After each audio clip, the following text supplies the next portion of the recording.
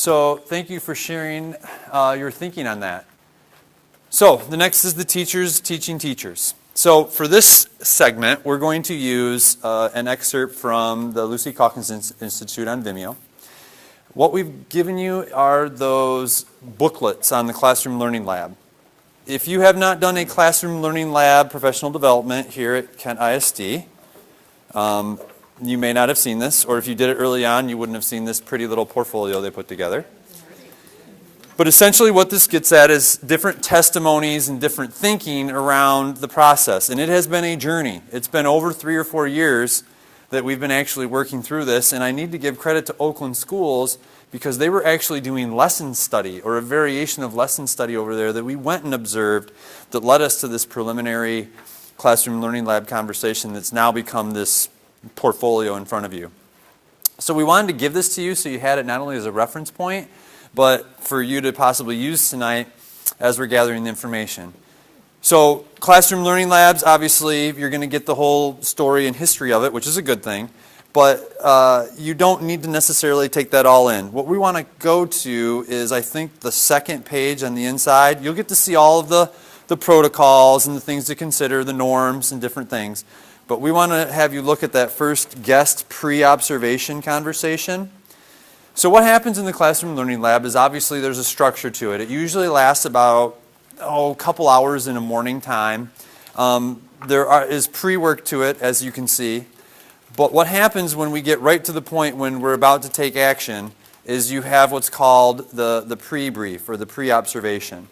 In that, the host teacher goes through a series of statements or questions as presented by the facilitator. So there's one person leading. It's kind of we'll say a neutral party.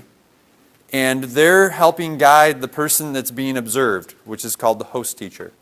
That person is typically observed around something that they want to professionally develop themselves further on.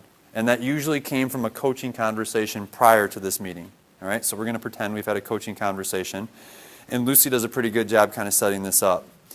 In that, all of you then as the guest teachers have the responsibility of identifying what it is the host teacher wants you to look for. So you're gathering evidence for the host teacher, but then you're there also for your own selfish reason, and that's for you to learn. And there's something that you're bringing that you want to know more about. So maybe I know Stephanie's working with these students that are already at grade level in her classroom, and I've got some in my first grade classroom, and I want to see how she's handling them because she's getting really good results from them. So selfishly, that's what I want. Stephanie, however, wants feedback from me around the types of questions she's asking of students to really push themselves to do their own thinking. So I'm gathering evidence around 2 lenses. One for myself, because I want to know more about how she's interacting with these advanced students.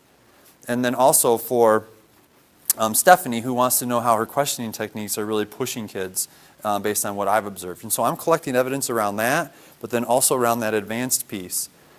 By sharing that in this pre-planning or the pre-observation, then Stephanie knows too, if she can, how she does her routine, how she might be able to also consider how to maybe more intentionally deal with those students, if it's going to fit into the day. Not that she has to make that adjustment, but she at least knows what I'm looking for, and maybe that's a conversation later she can support me with. So we try to make it as non-obtrusive as possible, where the host teacher is the one that's really getting the chance to learn more about their own craft. They get to kind of make that. How many of you are like, what are you talking about? Are we okay? All right, I want to make sure. So after this pre-brief that we'll do, then we're going to go to the observation. So real quickly, I'm going to pull up the pre-brief. And this one is Lucy is setting the stage here around the pre-brief. And she is going to cut right to the chase on what you're about to see. So what I'd like you to do is take notes around what Lucy's asking you to look for. And that is what you then, so you make little notes around what is your main purpose. And then if you want, based on what she's sharing that it's going to be, and you can see it's around a closed reading and accountable talk, and there's an interactive read aloud occurring. So we're going to get into, there's a closed reading and accountable talk occurring through the context of this read aloud.